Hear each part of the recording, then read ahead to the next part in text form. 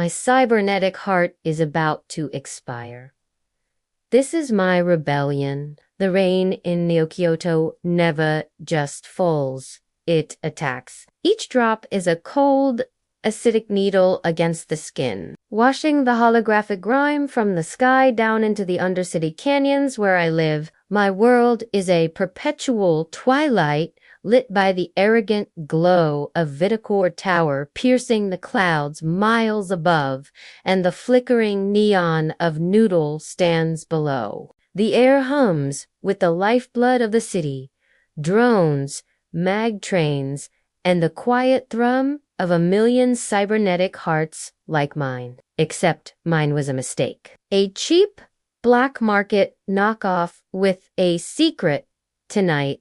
That secret decided to announce itself. I was haggling for a new power cell. The vendor's face a pixelated mask of distrust on a cracked monitor when the first spasm hit. My vision dissolved into a blizzard of red static. A warning klaxon, silent to everyone but me, screamed across my neural interface. Vital system failure. Cardiac unit compromised. The world tilted, the neon signs smearing into abstract streaks of color on the wet asphalt. I stumbled back, my hand instinctively clutching my chest, feeling the frantic, irregular rhythm of the machine that was supposed to keep me alive. It wasn't just failing. It was being told to fail. I could feel the cold, digital tendrils of VitaCore's control protocol tightening around it. A remote kill switch I never knew existed. They built these expiration dates into the cheap models, a cruel leash to keep the lower districts in line. My time was running out, measured in the panicked stutters of a dying machine. In that moment, staring up at the monolithic shadow of their tower, my fear curdled into something else, something hard and defiant. If I was going to die, it wouldn't be on their terms. The safe house was a forgotten data haven tucked behind a perpetually glitching holographic waterfall. Inside, the air was thick with the scent of ozone and recycled oxygen. This was the heart of the resistance, a small pocket of defiance against VitaCore's suffocating control. Jox was hunched over a bank of monitors, his face illuminated by the silent ballet of 100 drone feeds. He was our eyes, a ghost in the city's surveillance network. Across the room, Mira was a silhouette against glowing lines of code, her fingers flying across a datapad. She was our Kia netrunner who could dance through corporate firewalls like they were beaded curtains. I collapsed into a worn-out chair, the ghost of the seizure still echoing through my nerves. Jox looked up, his augmented eye worry as it scanned my vitals. "Bad one?" he asked, his voice a low gravel. I just nodded, unable to speak past the tightness in my throat. Mira swiveled in her chair. "It's the kill switch protocol. VitaCore is tightening its grip. We've seen dozens of accidental heart failures in the lower districts this week." She pushed a datapad towards me. On it was the blueprint of VitaCore Tower, a fortress of glass and steel. At its very peak was the central server room, the nexus of their control. "The override codes are in there," she said, her voice quiet but firm. "If we can get them, we can broadcast them.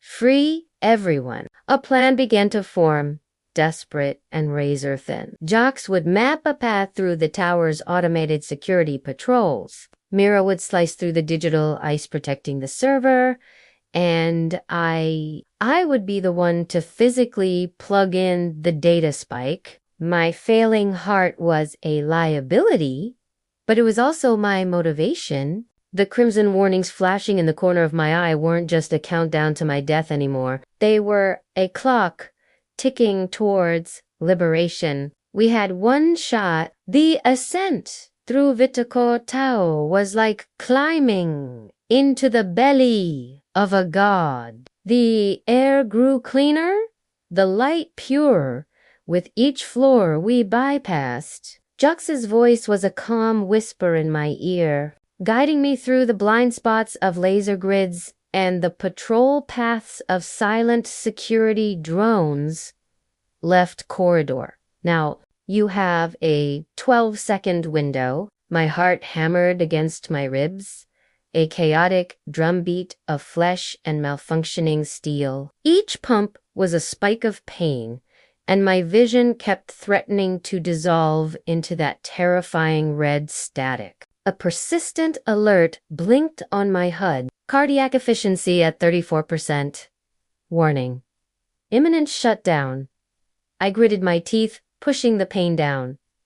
It was just noise. The real mission was ahead. We reached the final firewall. Mira's voice joined Jox's, a rapid-fire stream of technical jargon. They're running a feedback loop. Kira, I need you to find the physical conduit on the north wall.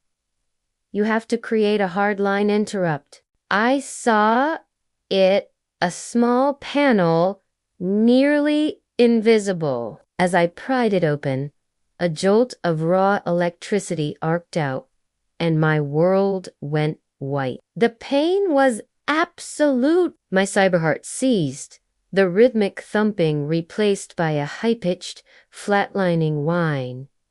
My legs gave out. System critical, catastrophic failure. The floor was cold against my cheek. This is it, I thought. I failed. But then, through the haze, I saw the faces of the people in the Undercity, the haggard vendor, the kids playing in the acidic rain, all of them living on borrowed time, just like me. My defiance roared back to life. With a surge of adrenaline that felt like it was tearing me apart, I lunged forward, jamming the data spike into the port just as Mira screamed, "Now, Kira, now." The world exploded in a shower of blue light. The flat line in my ears was replaced by a steady, strong beat. Thump, thump. Thump, thump. Green text scrolled across my vision. Override codes acquired. Broadcasting on all public networks. I felt arms around me, pulling me back from the edge. Emergency neonates flooded my system. A gift from a friendly tech medic Mira had on standby. The pain receded, leaving a deep, bone-weary exhaustion. On the monitor, Jox had patched me into... I saw it, across the entire city, on every screen, from the grimy kiosks in the Undercity to the massive halas on corporate plazas. A single message appeared.